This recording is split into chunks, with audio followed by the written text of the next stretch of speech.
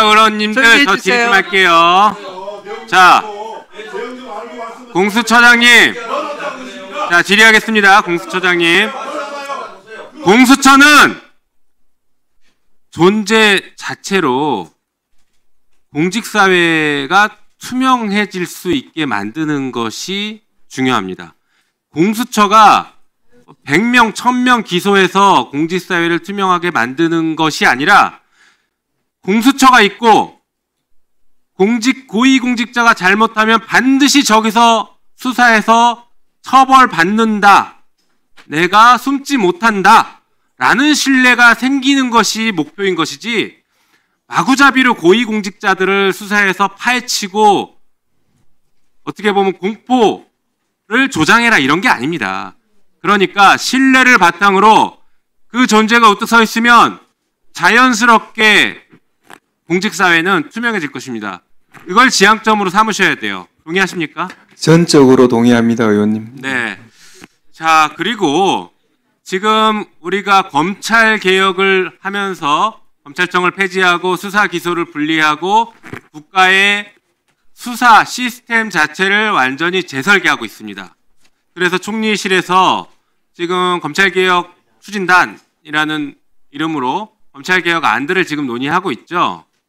자, 그렇다라고 하면 거기서 나오는 검찰개혁 안과 그다음에 국가 수사 시스템을 어떻게 가져갈 것인가는 공수처와 직결되고 때로는 공수처의 수사 기소 이 시스템도 같이 논의가 돼야 될 것 같은데 거기에 지금 합류하고 계십니까?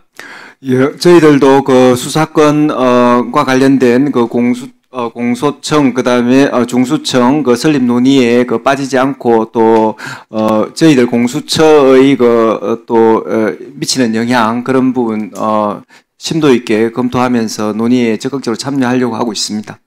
네, 좋습니다. 자, 준비된 자료를 한번 볼까요? 자, 오늘 여러 번 얘기 나왔는데 최근 5년간 공수처 사건 처리 결과가 저렇다라는 건데요. 중요한 건 그 다음부터입니다. 다음 보여주시죠. 자, 지금부터 사례들을 잘 보십시오. 울산지법 판사가 출장 중에 성매매했고 정직 3개월에 벌금 300만 원. 청주지역 판사는 회식 중에 성추행을 했는데 감봉 4개월. 형사처벌 받았는지는 모르겠습니다. 서울가정법원 판사 무면허 운전 징계 1개월, 정직 1개월이겠죠. 벌금 70만 원. 수도권지청 부장검사 성비, 직무집행정지, 기소의견 송치. 그 뒤는 아직 모르겠습니다. 다음 보여주시죠. 또 현직 검사의 성매매가 정직 3개월에 벌금 200만 원 구약식으로 됐고요. 남부지검 소속 검사 음주운전 해임됐고 1심 징역 10개월에 집행유예 2년 됐습니다. 의정부지검 고양시청 검사 음주운전 정직 1개월 형사처벌을 받았는지 모르겠습니다. 서울중앙지법 판사 성희룡 감봉 3개월. 이게 지금 판검사들의 범죄 행위들이 나열된 것입니다. 보셨죠? 지금 말씀드렸던 이 사안들 보면은 징계도 범죄에 비해서 애매하고 처벌 수위도 저거밖에 안 돼? 라는 생각들이 들어요. 자, 공수처가 지금 이 나열된 사건 중에 수사할 수 있는 사건이 있습니까? 없습니까? 전혀 없습니다. 고위공직자 범죄는 8개 항에 딱 한정이 되어 있고요. 그렇죠. 다음 페이지 보여주시죠. 직무와 관련된 범죄에 한정됩니다. 맞죠? 네. 그러니까 지금 판검사들이 저렇게 나쁜 짓을 해도 활기를 치고 다니고 일반 공무원들과 다른 대접을 받고 있습니다. 왜? 처벌을 안 받으니까, 처벌을 자기들이 하니까 그런 거예요. 자기들끼리 다 하니까 영장도 자기들끼리 주고받고 있고, 그래서 공수처가 고위공직자 전체에 대한 청렴성과 수사를 하는 것도 있지만 이 법조인들의 비리에 대해서 범죄에 대해서는 정말 단호하게 외부에서 독립적으로 처벌해야 되는 역사적 사명을 갖고 있습니다. 동의하십니까? 전적으로 동의합니다. 이 수사기관 종사자, 그다음에 사법기관 종사자에 대해서는 직무 관련된 범죄뿐만 아니라 직무기간 동안 일어난 모든 범죄에 대해서 수사를 함으로써 그 국민들이 그 어떤 고위공직자에 갖는 그런 기대를 그 기대에 반하지 않도록 하는 그런 조치들이 필요하다고 생각합니다. 네, 다음 페이지 보여주시죠. 보면 5년 동안 사법부 음주운전 징계 39건, 대부분 솜방망이 처벌, 성비 검사가 성폭력 사건을 맡게 된다. 이런 일들이 발생하니까 이런 일들이 발생하고 처벌을 제대로 안 받으니 국민들이 검사, 판사, 이 법조인들, 법조계를 믿을 수가 없는 것입니다. 그러니까 사건이 공정하게 처리되지 않는다라는 이 불신이 생기니까 사회가 더 혼란스러운 겁니다. 이런 것들을 해결하기 위해서 제가 볼 때에는 적어도 법조비리, 고위 법조인들이 저지르는 범죄에 대해서는 직무 관련성 상관없이 모든 범죄를 다 수사할 수 있어야 될 것 같은데 거기에 대한 의견 어떠십니까?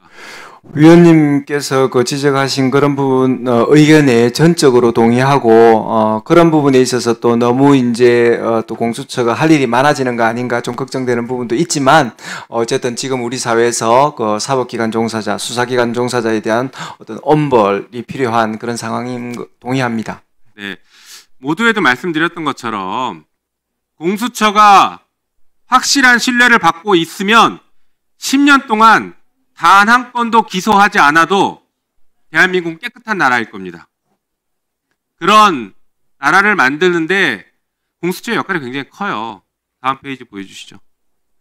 자, 일반 공무원들은 어떤지 보실까요? 음주운전 벌금 1,000만 원, 아까랑 다릅니다. 단위가 달라요. 음주운전 또한 일반 공무원 징역 1년 집행유예 2년, 다른 사람은 징역 8개월 집행유예 2년, 예, 특수 중간간 했더니 징역 3년 집행유예 5년. 뭐 이거는 일반적인 케이스를 가져온 것이고 이거보다 더 엄하게 처벌받기도 하죠. 그래서 판검사들 이 법조 비리에 대해서 공수처가 확실하게 수사할 수 있어야 된다라는 것은 동의하셨고요. 대신에 반면에 지금 우리가 검찰 개혁하면서 수사와 기소를 분리하고 있는데 지금 공수처는 수사와 기소권을 같이 가지고 있습니다. 그래서 권력 남용, 권한 남용의 우려가 여전히 있을 수 있는데 거기에 대한 견제책 어떤 것을 고민하고 계십니까? 한번 말씀해 보십시오. 여하튼 이 고위공직자 범죄 공수처는 고위공직자에 한해서 그다음에 고위공직자 범죄에 대해서만 지금 수사권과 또 일부 또 기소권을 갖는 거기 때문에 남용의 필요성은 별로 없다는 생각이고요.